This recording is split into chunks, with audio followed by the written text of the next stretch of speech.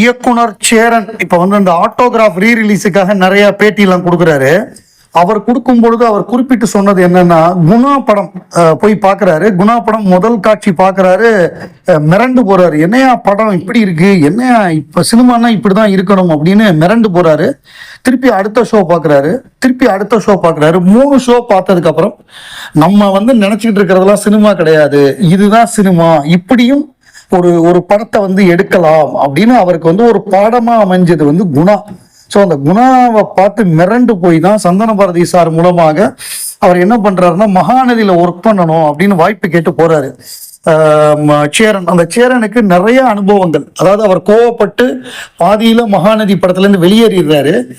அந்த நேரத்துல அவருக்கு வந்து அனுபவம் பத்தலை, வயசு கம்மி, அப்ப வந்து அவருக்கு விவரம் பத்தலைங்கிறதுனால அவர் வந்து கோச்சிட்டு போயிடுறாரு. ஆனால் பின்னாடி வருத்தப்பட்டாரு. அவர் டைரக்டர் ஆனதுக்கு அப்புறம் நம்ம பண்ணது எவ்வளவு தவறு அப்படின்னு வருத்தப்பட்டாரு.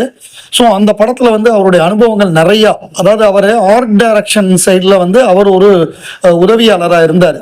ஆர்ட் டைரக்ஷனுக்கு என்ன தேவையோ, இப்போ ஒரு பாட்டு, அதாவது பிஞ்சில வெம்பாதே பேய்களை நம்பாதே பிஞ்சில வெம்பாதேன்னு ஒரு பாட்டு, அந்த பாட்டுக்கு வந்து ஜலதரங்கம் வேணும். அதாவது எப்படின்னா, இப்போ ஷூட்டிங் எடுக்க போறாங்க, திடீர்னு ஒரு ஐடியா வருமா கமல் சாருக்கு, டக்குன்னு போய் இப்போ ஜலதரங்கம் வேணும்னு கேட்பாராம். உடனே ஓடி போய் எங்கெங்கயோ அலைஞ்சு மயிலாப்பூர்ல ஒருத்தர்கிட்ட கெஞ்சி கூத்தாடி திருப்பி கொண்டு வந்து தந்துடுறோம் அப்படின்னு உறுதி கொடுத்து அதை வாங்கிட்டு வந்தாங்களாம்.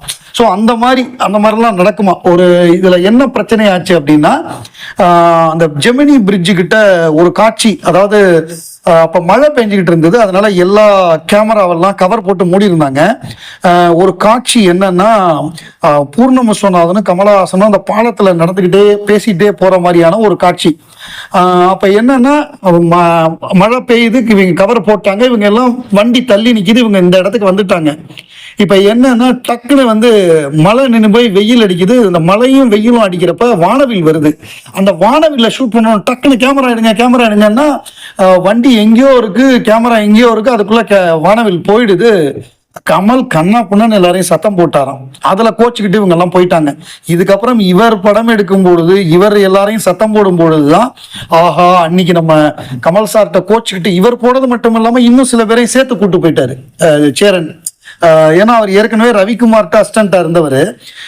குணா பார்த்துட்டு மகாநதியில ஒர்க் பண்ணிட்டு அதுல இந்த மாதிரி இது பண்ணிட்டு அவர் போனதும் இல்லாம இன்னும் 2 பேரை சேர்த்து கூட்டு போயிட்டாரு.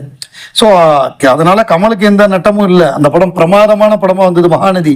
பட் அவர் சொல்றாரு, அனுபவத்துல இதெல்லாம் நான் தெரிஞ்சுக்கிட்டேன், எனக்கு ஒரு குருவா இருந்தார் கமல் அப்படின்னு சொல்றாரு சேரன்.